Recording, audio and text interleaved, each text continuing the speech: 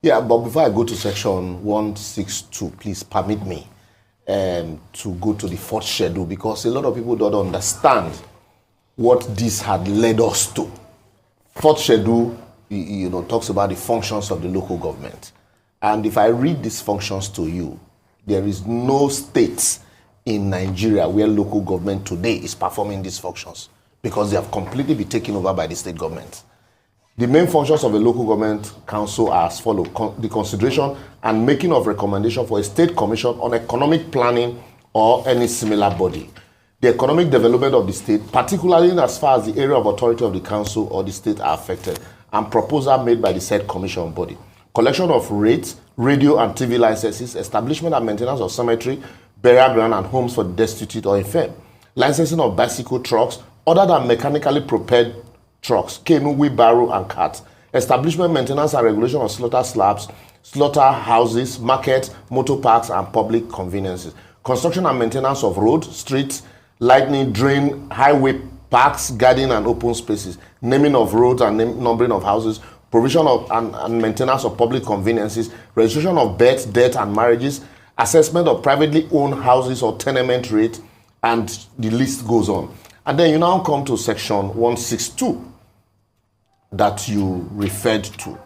A lot of misconception also, if you look at section 162, subsection 6, 7, and 8, particularly, because it says, subsection 6 says, each state shall maintain special account to be called state joint local government account, into which shall be paid all allocation to the local government council of the state from the federation account and from the government of the state.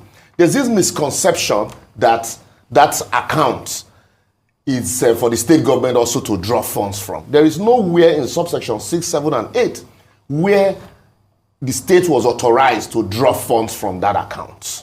What you have in subsection 7, it says, each state shall pay to the local government council in its area of jurisdiction such proportion of its total revenue on such terms and in such manner as may be prescribed by the National Assembly. Subsection 8 says, the amount standing to the credit of local government council of state shall be distributed among the local government council of that state on such term and in such manner as may be prescribed by the House of Assembly of the state. So if you look at this section, it does not authorize the state to draw funds. I've listened to a lot of former local government chairmen speak on the issues of local government revenue. When I went to the function, you find out that even salaries for local government have completely been taken over by states. States pay salaries for local government officials. They collect tenement rate, they number streets, they collected signages, even registration. And at the end of the day, they create what they call a joint account. And they now say, oh, we're trying to manage the funds, so we'll share to the states. But in actual sense, the Supreme Court says now payments should be made directly to the local councils.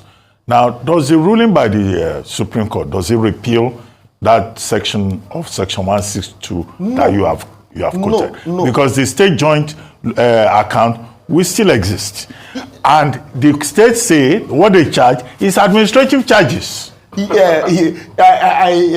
Administrative charges for collection of funds by virtue of section 163. Bank charges. And so that's where I think this is a step in the right direction. But until we also amend section 197,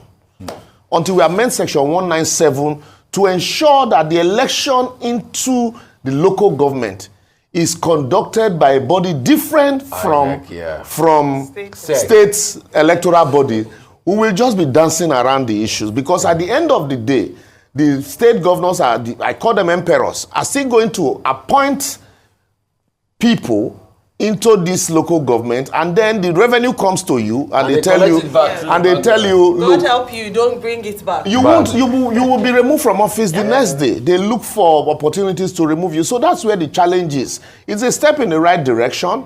It will encourage people to now begin to look into the local government revenue the same way people look at state revenue. We don't criticize local state electoral bodies the way we criticize or talk about INEC. If we channel half of the energy that we use to, talk about INEC to some of these state electoral bodies, we'll probably, not have what we have, the selection processes that we have at the state level. And then we'll be able to say truly with this judgment that, well, we'll be able to get a lot from it. But with what this judgment has simply done is to state the law as it is. But implementation, because in Nigeria, our problems are not lack of laws. Even this law as it is, if we are to implement it, ordinarily you won't have this problem. But implementation is the key problem.